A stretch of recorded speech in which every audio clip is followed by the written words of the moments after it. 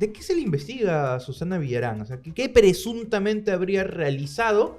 Y que, bueno, y de por medio está este aspirante o colaborador, aún queda cierta duda, pero esta persona de José Miguel Castro. A ver, es una pregunta muy acertada porque eso permite un poco informar qué es lo que se va a debatir a partir de septiembre. Septiembre que empieza el juicio. Que empieza el juzgamiento contra la exalcaldesa Susana Villarán y otras personas que están siendo acusadas. Lo que se está imputando ahí es que se recibió dinero de tres fuentes, vamos a identificarlas así, de la empresa Odebrecht, de la empresa OAS y de la empresa Graña y Montero.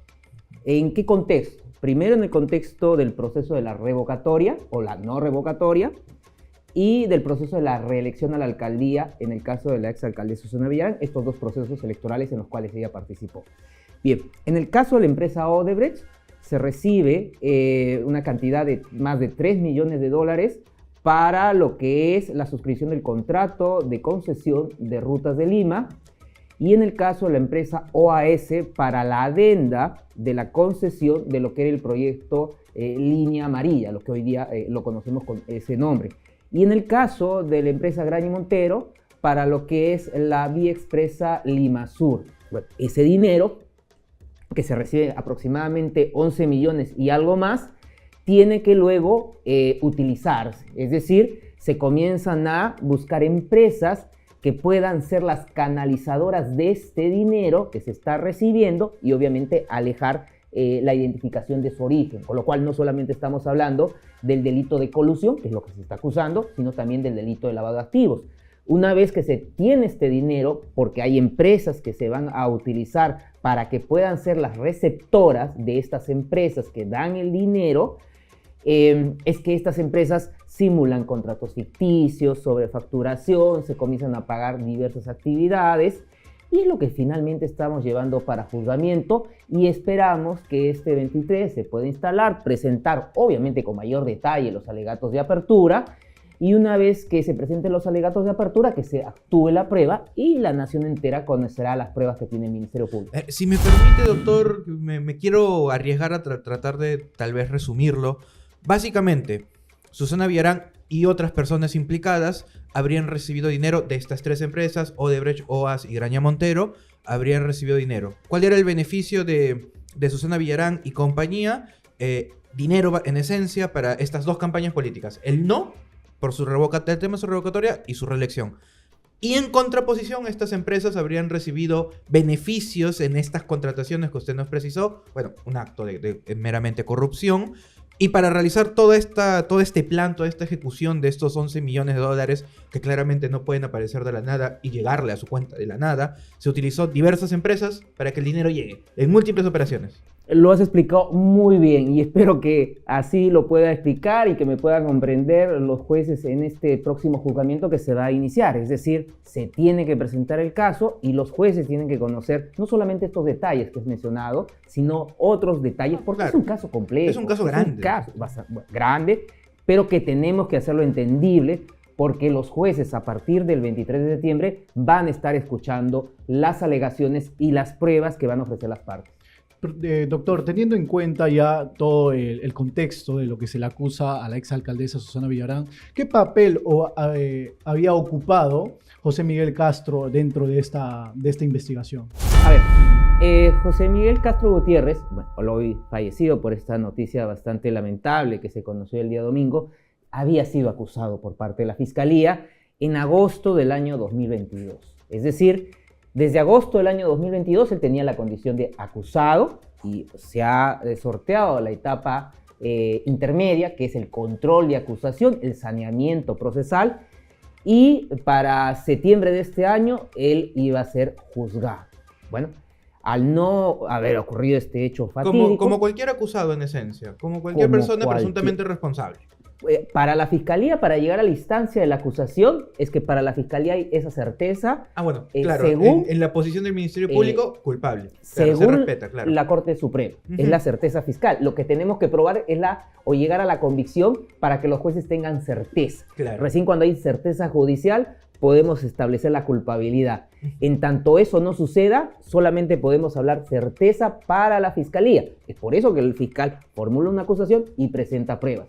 En tanto que los jueces tienen que conocer el caso desde el momento que la fiscalía y las partes le presentan los alegatos.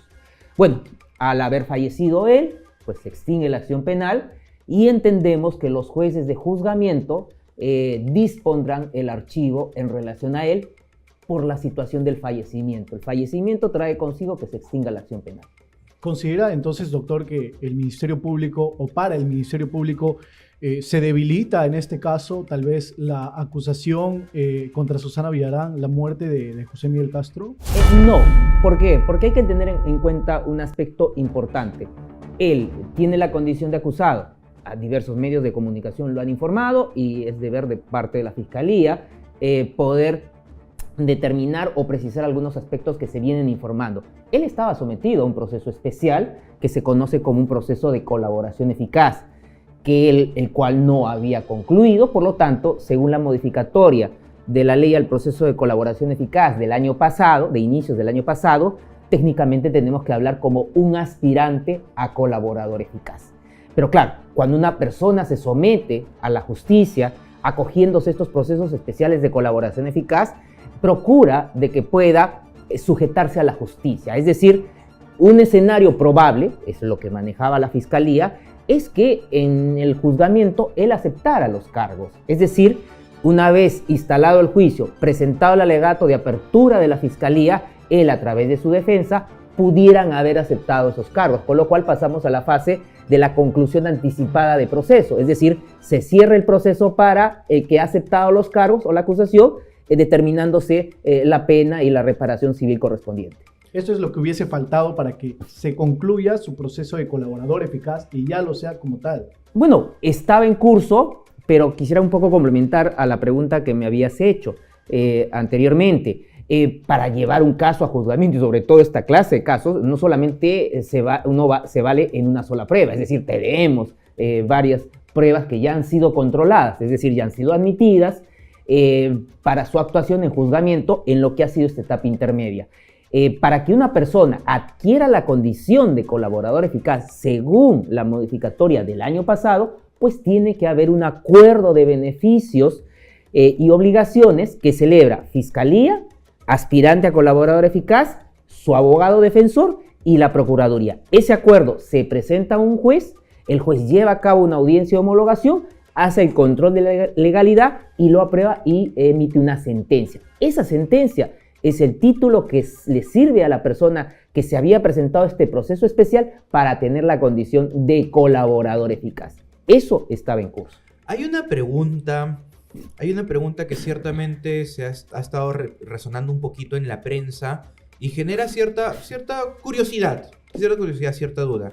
Se dice en la prensa, tal vez usted tenga fechas mucho más precisas, pero se dice en la prensa de que era conocido de información pública que este personaje era aspirante en los nuevos términos, era aspirante a colaborador desde el 2020 y que hasta la fecha, 2025, aún no había, lo que usted ha mencionado, una sentencia, un documento final autorizado por el juez. Si bien antes no había un plazo para llegar de aspirante a colaborador, antes no, ahora sí, pero antes no.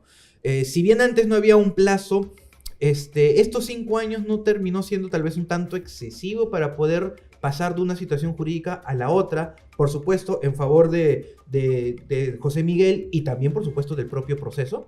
Gracias por la pregunta, porque eso me permite un poco explicar algunos aspectos. A ver, el proceso especial de colaboración eficaz es un proceso en el cual la persona que está aspirando a ser colaborador eficaz se presenta de manera libre y voluntaria. La Fiscalía no lo puede obligar, es decir, es una actuación indebida si yo puedo solicitarle, obligarle, combinarlo, coactarlo a cualquier persona a que acepte las condiciones en un proceso especial de colaboración eficaz. Y como bien señalas, el año pasado, a inicios del año pasado, se modifica el proceso especial de colaboración eficaz, claro, y se establecen determinadas condiciones. Una de ellas es el plazo, es decir, para casos de criminalidad organizada, hasta 8 meses, prorrogables 8 meses más. Es decir, en 16 meses, un proceso de colaboración eficaz se debe cerrar. Antes de ello no había un plazo límite, es decir, eso iba a depender de acuerdo a la información que iba proporcionando la persona, siempre de manera libre y de manera voluntaria. Bueno, él se acoge a un proceso especial de colaboración eficaz y mira, qué importante es poder apreciar cuál ha sido la intervención de quienes han sido sus abogados defensores de libre elección anteriormente, porque han salido a los medios de comunicación a informar. Es el caso del doctor Benji Espinosa, que fue el primer abogado que asume la defensa del señor Castro Gutiérrez, en el que el doctor Benji Espinosa ha señalado en una entrevista o en varias de que él no compartía la postura de que se acogiera a un proceso de colaboración eficaz, o por lo menos no fue su estrategia inicial, ¿verdad? Entonces, vamos viendo que desde el inicio de la investigación, o desde que se conoció el hecho, o desde que se le imputó el delito, él no se había acogido a un proceso especial de colaboración eficaz. Su acogimiento se da posterior, ya con otra defensa.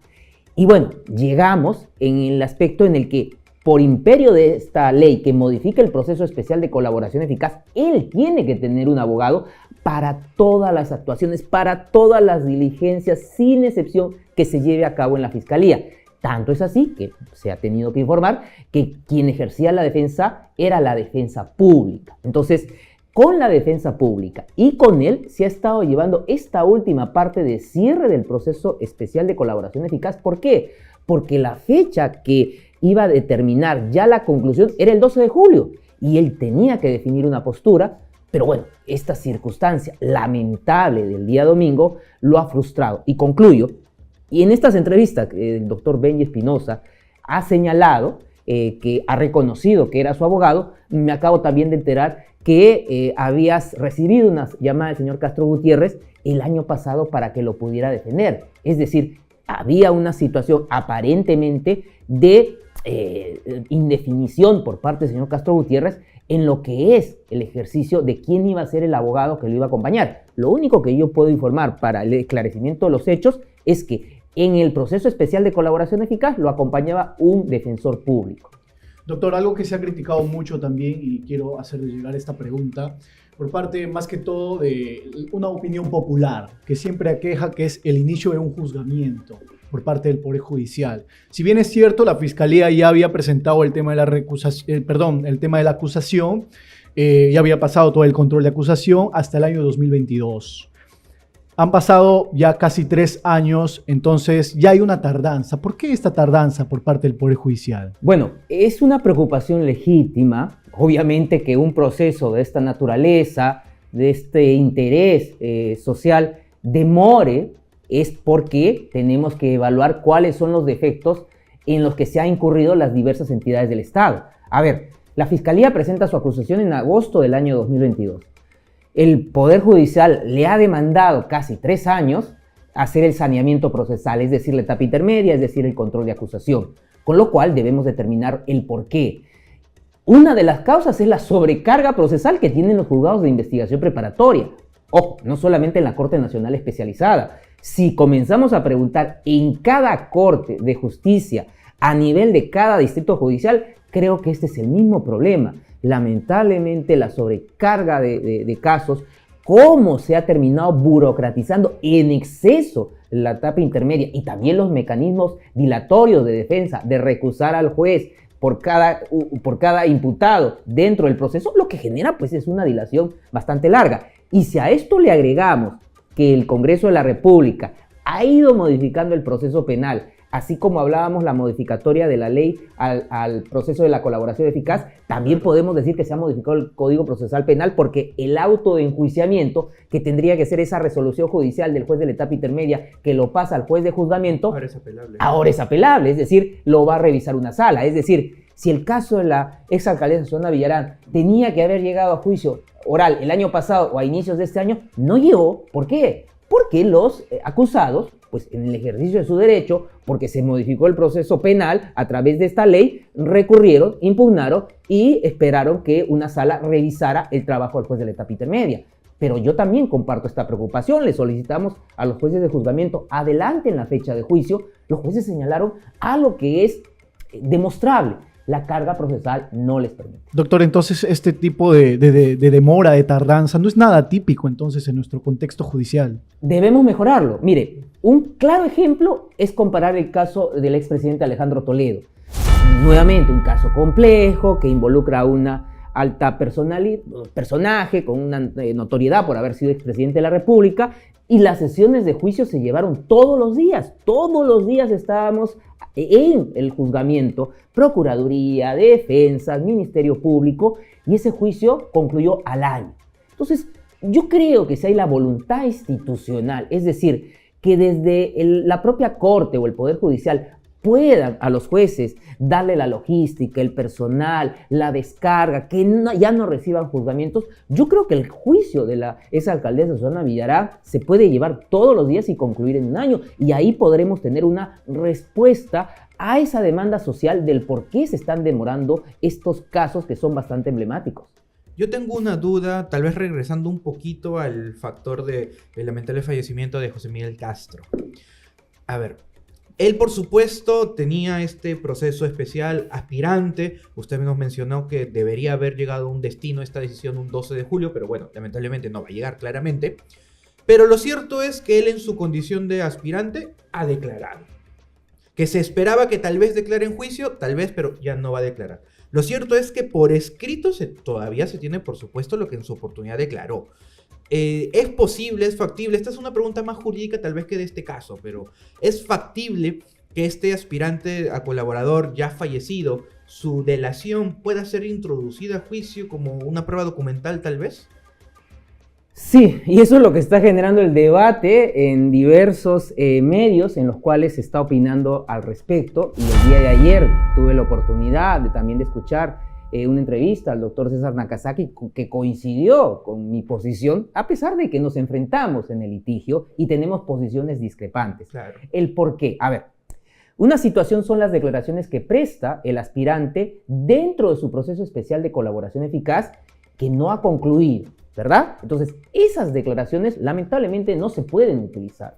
Ya. Pero sí las declaraciones que ha prestado esa persona, que además de tener esa condición de aspirante a colaborador eficaz, era investigado, era imputado, es decir, declaró en un proceso abierto, es decir, declaró con conocimiento de las demás partes y fueron de conocimiento, discúlpenme nuevamente la reiterancia de este término, de todos los que estaban siendo imputados en ese expediente. Bueno, en el caso del señor Castro Gutiérrez, lo que declaró en la investigación es de mucha utilidad para el juzgamiento, es decir, lo que vamos a esperar es que se instale el juicio, se presenten los alegatos de apertura. Si no hubiera una conclusión anticipada del proceso, ofrecer esas declaraciones de la investigación como prueba nueva. ¿Por qué? Porque hay un artículo dentro de lo que se conoce como la lectura de documentos que establece: se pueden leer las declaraciones en caso no se presente el declarante a juicio. Entonces, vamos a procurar que la interpretación de esa norma se aplique a la situación del señor Castro Gutiérrez. El señor Castro Gutiérrez no se va a presentar en juicio oral por una circunstancia lamentable. Bueno, ahora los jueces van a tener que sentar el criterio de que esas declaraciones también pueden ser leídas en el proceso penal, en el juzgamiento. Le reconozco que es una interpretación interesante. Finalmente los jueces tendrán la postura decisiva, al menos para el proceso. Reitero, es una postura interesante si es que podemos considerar como un criterio de prueba nueva el fallecimiento de una persona para su declaración previa. Me parece interesante. Y yo quiero tal vez agregar una cosa más. Dentro de este proceso especial de colaboración, un colaborador, no solo el señor José Miguel, sino en general, un colaborador da su delación y el Ministerio Público corrobora. Realiza otros actos de investigación dentro de esta carpeta privada para corroborar. Desde cosas tan comunes como citar a testigos o algún acto de verificación, etc. Amplia la posibilidad de actos de corroboración. Mi duda es, ya no tenemos a este aspirante, ya claramente ese cuaderno de alguna manera va a terminar siendo cerrado, pero los actos de corroboración que se originaron en este cuaderno especial ¿pueden ser introducidos al juicio? A ver, para el caso en concreto, y luego lo explico de manera general, ya la prueba ya fue ofrecida y admitida. La prueba también es la información que él entregó y se corroboró. Es decir, ya la prueba está asegurada. solamente falta actuarla. Obviamente, y lo vuelvo a repetir, no solamente es la prueba que se obtiene de parte del señor Castro Gutiérrez, sino también diversos actos de investigación que ha realizado la Fiscalía, testimoniales, documentales, periciales que se va a actuar en juicio oral.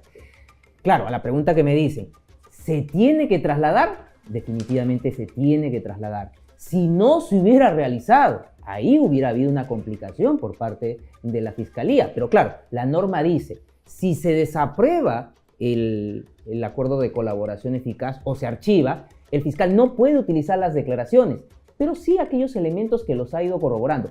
Si bien no es el caso en que nos encontramos porque nosotros ya hicimos ese traslado en la investigación, ya se actuaron en la investigación, ya se admitieron y solamente está pendiente de la actuación, o sea, para ilustrar simplemente, claro, esas son las restricciones que establece la ley. No se puede utilizar su declaración en esa colaboración que fue desaprobada o que se archivó, pero lo que los actos corroborativos, eso sí, si es que se traslada, ¿no? Claro. Pero en este caso, como le digo, eso ya es una etapa zanjada porque ya se ofreció, ya se actuó y va a ser prueba.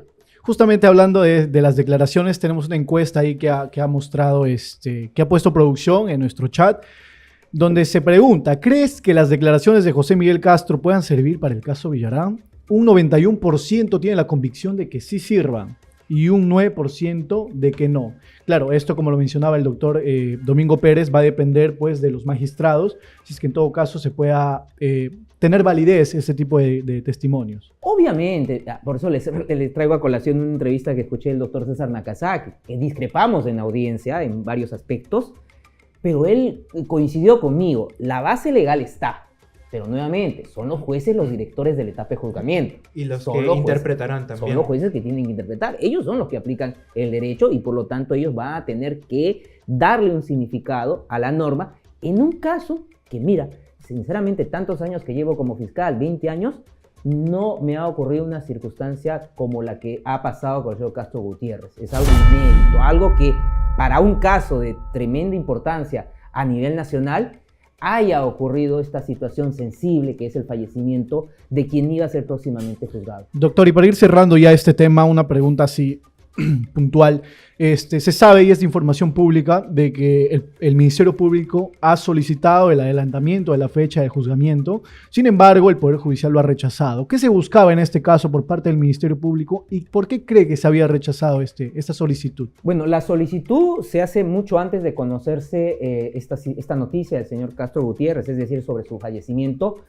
Una vez de que nos notifica el Poder Judicial, dentro de los 3 días que establece la norma, al amparo del 124, es decir, que los jueces puedan adicionar a su resolución un pronunciamiento, invocamos una sentencia del Tribunal Constitucional que había exhortado tanto al Poder Judicial como al Ministerio Público para que se le pueda dar celeridad a estos casos que involucran los peajes de la ciudad de Lima. No recuerdo el número exacto de esta sentencia del Tribunal Constitucional, pero que finalmente llega a esa instancia y hace esta exhortación. Bueno, nosotros le decimos a los jueces de juzgamiento, señores jueces de juzgamiento, en su resolución de citación a juicio, observen esta sentencia del Tribunal Constitucional, porque tiene relación con este caso, porque hay una exhortación directa, no solamente a la Fiscalía, sino también a ustedes, de que tiene que haber una celeridad en estos casos. Bueno, los jueces analizaron esa sentencia, consideraron que se tenía que notificar a 2 personas que tienen domicilio en el extranjero,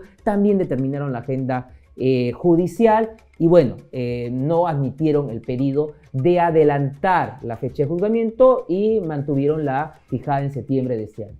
Bien, al fin y al cabo ya ha salido un acta por parte de la policía donde se descarta pues un homicidio a quien en vida fue testigo clave del caso Susana Villarán. Ya las competencias de la investigación le va a corresponder, por supuesto, al Ministerio Público. Vamos a pasar al siguiente tema, doctor, y ya... si me permiten ese aspecto un poco por favor, complementar.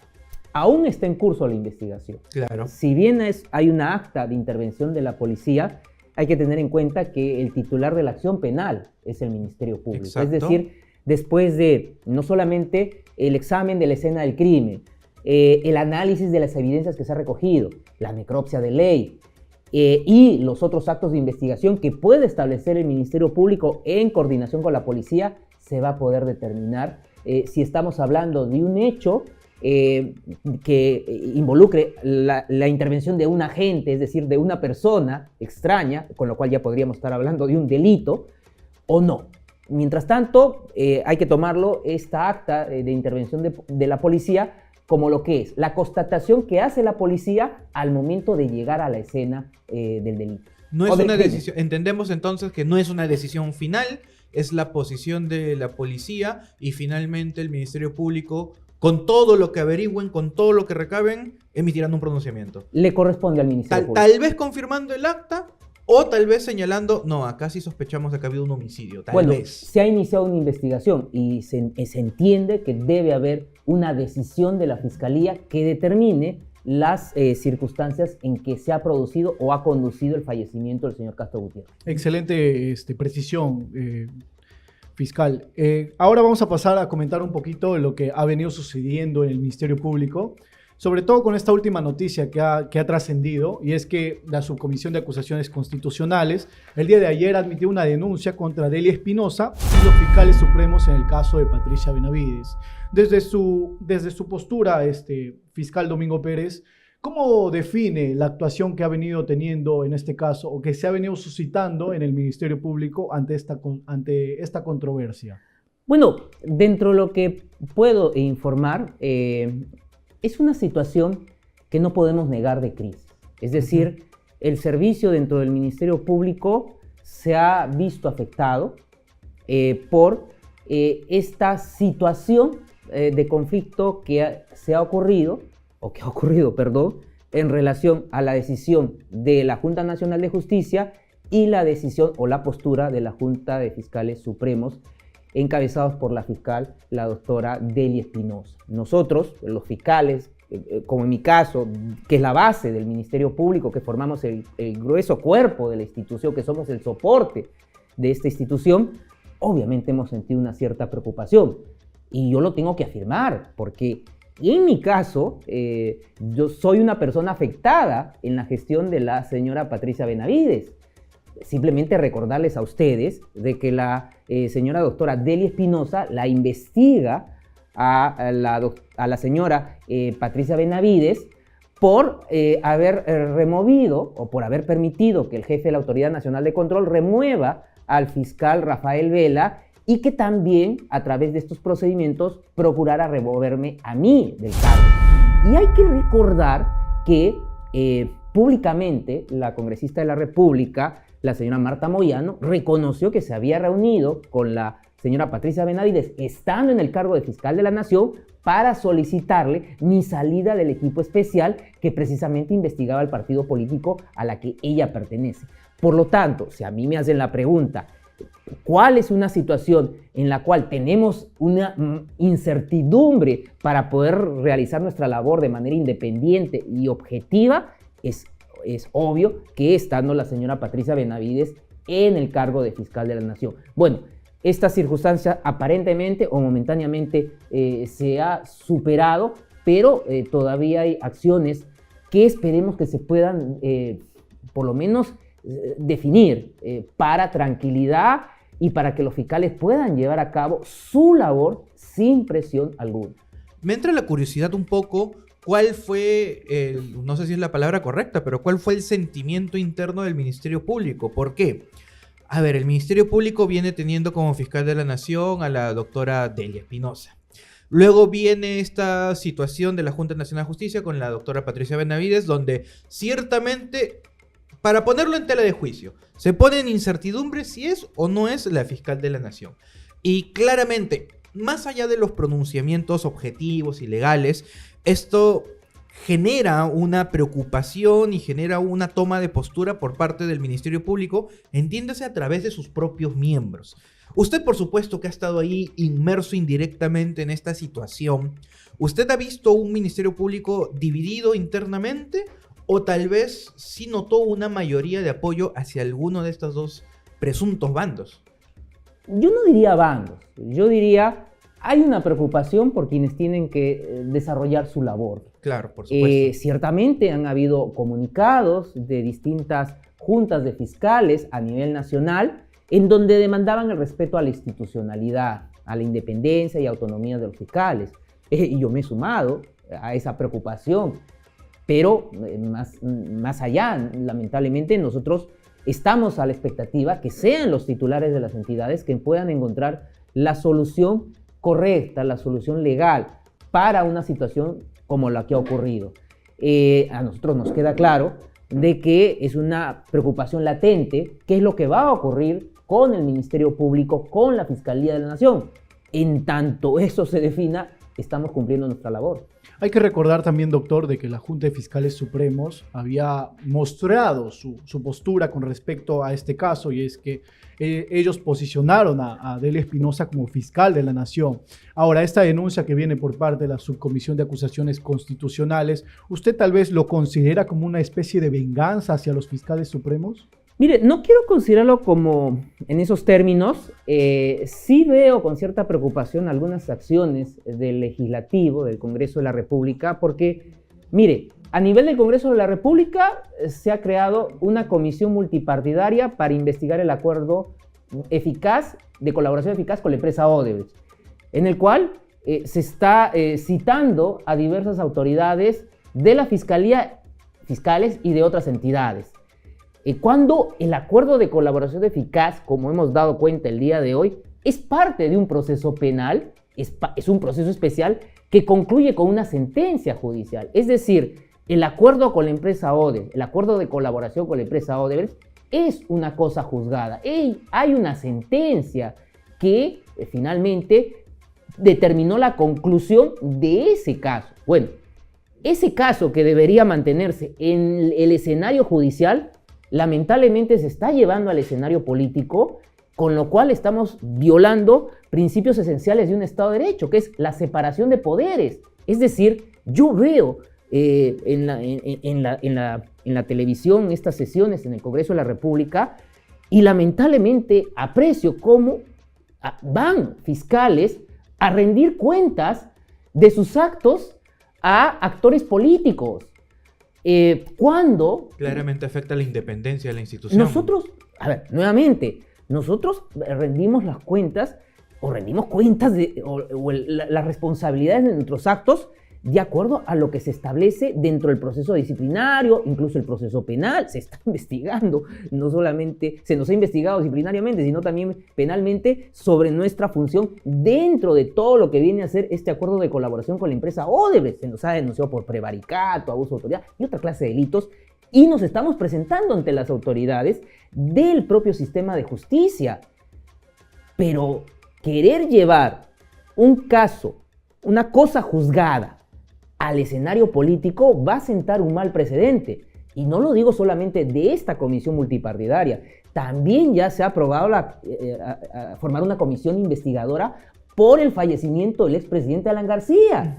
Es decir, el lamentable suicidio del expresidente Alan García va a ser investigado desde un punto de vista político. Es decir, seguramente van a ir actores del sistema de justicia a rendir cuenta de sus actos al escenario político. Y eso creo que lamentablemente afecta, debilita el Estado democrático de derecho.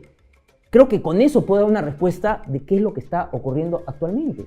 Entonces, corríjame si tal vez me equivoco, pero básicamente su postura es que esta investigación contra los fiscales supremos sí tienen, por supuesto, un deber de responder sobre sus acciones, pero dentro del marco de los debidos procesos. Exactamente. Y ahorita básicamente se les va a exigir que respondan por sus acciones a los fiscales supremos, entiéndase su apoyo de Adelia Espinosa, ante actores políticos. Bueno, en el caso de las altas autoridades sí hay un procedimiento que está establecido de manera constitucional. Es por eso que a mí no me pueden llevar a una comisión de acusaciones constitucionales en el Congreso de la República. A mí me tiene que investigar la Fiscalía Superior Penal o la Fiscalía Especializada Superior correspondiente en relación a los actos que he realizado en el ejercicio de mi función. Lo que yo advierto, y eso es lo que les había indicado, no se puede llevar una sentencia que tiene caso juzgado, cosa juzgada, a determinar cuáles son las responsabilidades en el escenario político. Si ustedes me dicen, esta comisión o subcomisión está formando una suerte de investigación contra los fiscales supremos, bueno, está dentro del marco constitucional, pero esperemos que se respete el debido proceso y que más bien no prime lo político que lo jurídico, porque acá hay un tema de responsabilidades que seguramente se va a buscar determinar. Pero nuevamente, esperemos que se pueda respetar la independencia que debe tener el Ministerio Público dentro del sistema de justicia, que es independiente a lo que es el sistema político. Como usted lo dice, respetar, doctor, pero hay que también precisar de todo el historial que tiene el Congreso, que posteriormente esta denuncia, este informe se aprueba en la subcomisión, posteriormente tiene que pasar a la comisión permanente y después recién a ser debatido en el Pleno. Ahora, como usted dice, se respetará en este caso la autonomía del Ministerio Público. ¿Cómo ve usted esta parte? Si es que va a ser así la respuesta del Congreso. Mire, yo no puedo adelantar juicios de probabilidad de lo que puede pasar. Lo que sí se puede demandar, y creo que lo pueden demandar cualquier fiscal que está preocupado por el respeto a la institucionalidad, por respeto a la independencia y autonomía del Ministerio Público, que quienes van a ser sometidos a estas acciones a nivel de lo que viene a ser el poder del Congreso de la República y que son las altas autoridades del Ministerio Público, se les garantice un debido proceso. Ok, ahora vamos a pasar a hablar de la subcomisión también, precisamente, pero en este caso es que ha rechazado la denuncia contra los miembros de la Junta Nacional de Justicia. Y ahí también algo que se ha criticado mucho es el tema de la unanimidad que debería haber habido, en este caso de los miembros, para emitir esta resolución que restituye a Patricia Benavides.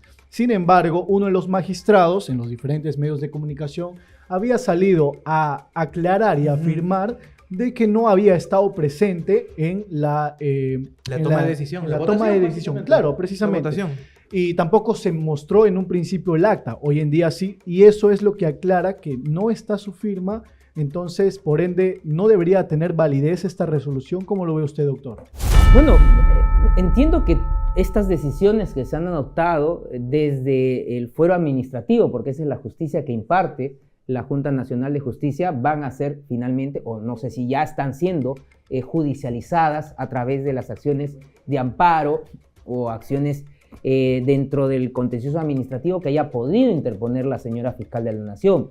Por lo que se conoce a nivel de los medios, aparentemente eso va a ocurrir o habrá ocurrido. Entonces, ya es el Poder Judicial el que tendrá que tomar la decisión respecto si ha habido un cumplimiento a la ley y obviamente a la Constitución. En tanto eso no suceda, esperemos que los distintos actores respeten la institucionalidad de las instituciones y que ante esta controversia que se ha suscitado, lamentable, sea el Poder Judicial el que pueda tomar una decisión final. ¿No le parece que ha habido un trato ciertamente desigual entre cómo el Congreso, en esencia, ha tratado o está tratando a los fiscales supremos y está tratando a la Junta Nacional de Justicia, ya que todo este conflicto que se origina, bueno, tras la resolución de la Junta en relación a Patricia Benavides, es lo que básicamente detona la reacción de otras instituciones, principalmente el Ministerio Público.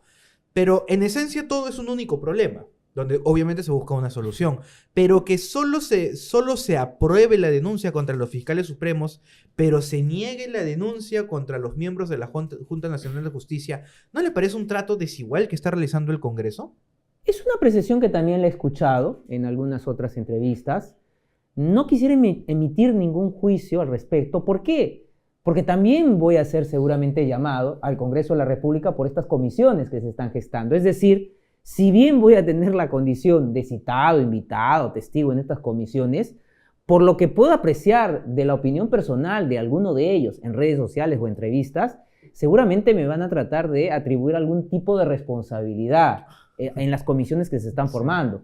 Entonces, obviamente puedo ser una persona afectada por alguna de las decisiones que adopte el Congreso de la República y por lo tanto lo que vamos viendo, sí hay ciertas discrepancias, ciertas voces, ciertas opiniones que consideran que como está obrando el Congreso de la República no es lo más adecuado. Yo podría hablar no solamente de las comisiones estas en las que una ya se ha creado, otra se va a crear, sino también la propia política criminal del Estado que se ve afectado por las leyes que ha dictado este Congreso de la República que afectan el Código Penal, el Código Procesal Penal, el Código de Ejecución Penal, que creo que ese es el área en la cual yo sí puedo dar una opinión en razón si estas decisiones, estas leyes, estas normas del Congreso de la República afectan el trabajo en la Fiscalía.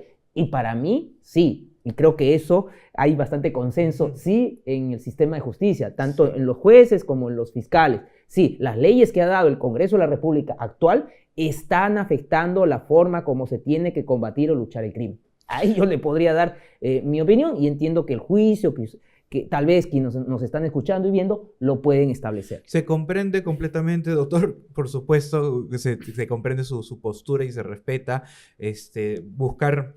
Tal vez alejarse un poquito, lo comprendo, para buscar también evitar tener una posible responsabilidad, porque actualmente hasta por una opinión ya se nos quiere abrir un proceso. Complementar tal vez la noticia señalando de que no solo se le cuestiona a la Junta Nacional de Justicia esta aparente irregularidad entre hubo o no hubo mayoría, estuvo o no estuvo presente este miembro de la Junta Nacional de Justicia, si estuvo o no estuvo presente también la secretaria general, que también se ha informado, sino que también este informe de calificación, que es el que la subcomisión del Congreso termina rechazando y por eso se blinda la JNJ, señalaba, entre otras cosas, de que habría existido, esto me parece hasta un poco más grave, una presunta usurpación de funciones por parte de la Junta Nacional de Justicia, porque a través del acto administrativo que ellos emitieron, habrían pretendido, bueno, no digo habrían, pretendieron, porque después declararon directamente esto cuando pidieron el apoyo policial, exigieron de que se cumpla su resolución y que se restituya a Patricia Benavides como fiscal de la Nación. Este acto, donde aparentemente la Junta se habría entrometido en las competencias del Ministerio Público, específicamente la de los fiscales supremos, habría sido calificada como usurpación de funciones. Básicamente, ese es el otro motivo dentro de este informe que finalmente el Congreso rechaza. Y claramente es una postura cuestionada, porque yéndonos ahorita un poquito tal vez más allá de lo legal, lo cierto es que los vínculos políticos, los nexos que por ahí siempre se han sospechado o incluso se han visto, demostrarían, a nivel de rumor, no podemos ni afirmarlo ni negarlo, que Patricia Benavides tendría fuertes vínculos dentro del Congreso y que de alguna manera le habrían ayudado y que ella también quiere ayudar. Y como consecuencia de eso, aparentemente vendrían estos actos en los cuales habría sido beneficiada por parte del Congreso a través de este blindaje a la Junta Nacional de Justicia. Porque si no cuestionas a quienes tomaron la decisión, indirectamente estás diciendo que no fue una decisión irregular. Básicamente esa es la situación en la que estamos ahorita a nivel de Congreso. Excelente precisión, estimado Renzo. Antes ya se nos va agotando el tiempo. Doctor Domingo Pérez, no quisiera terminar esta entrevista realizándole esta pregunta. Muy aparte ya de todo lo que hemos venido tocando, por supuesto, para ya ir culminando. Para usted, ¿debería continuar como jefe de la Autoridad Nacional del Control Juan Fernández Gerí? Él es una persona que asume un cargo una vez de que se modifica la organización disciplinaria interna del Ministerio Público. Antes, el Ministerio Público, la parte disciplinaria la conducía una Fiscalía Suprema de Control Interno, cuyo jefe era un fiscal, actualmente no lo es una persona que es seleccionada para un cargo, no va a hacer carrera, es decir, cumpliendo su mandato se va a ir del Ministerio Público, pero que lamentablemente se ha solicitado a la señora Delia Espinosa que pueda tomar algunas acciones que puedan asegurar que los fiscales puedan desarrollar su labor de manera independiente y autónoma. ¿Por qué? Porque ustedes recordarán que cuando la doctora Delia Espinosa, fiscal de la Nación, solicita la suspensión temporal de la señora Patricia Benavides en el contexto que la Junta Nacional de Justicia le había ordenado que entregara el cargo de fiscal de la Nación a Patricia Benavides, bueno, la señora Delia Espinosa pide la suspensión temporal del cargo, un juez lleva la audiencia y el representante de la Fiscalía de la Nación informa al juez, y esta es una audiencia pública que yo invito a que la puedan revisar, que está registrada no solamente en los canales de GEPUT, sino también en los canales de Justicia TV, en donde el representante de Delia Espinosa dice que hay una organización criminal dentro del Ministerio Público e identifica actores. Uno de ellos, el señor Juan Antonio Fernández Gerí.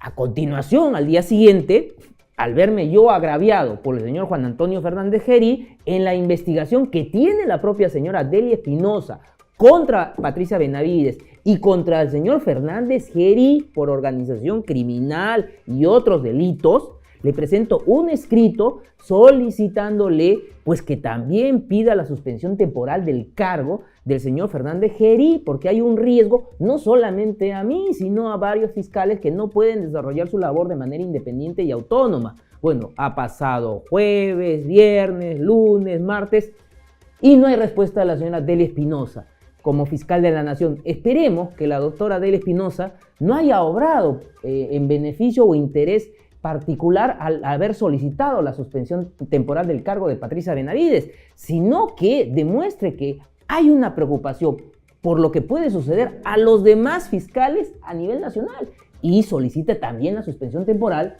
del jefe de la Autoridad Nacional de Control, el señor Juan Antonio Fernández Gerí.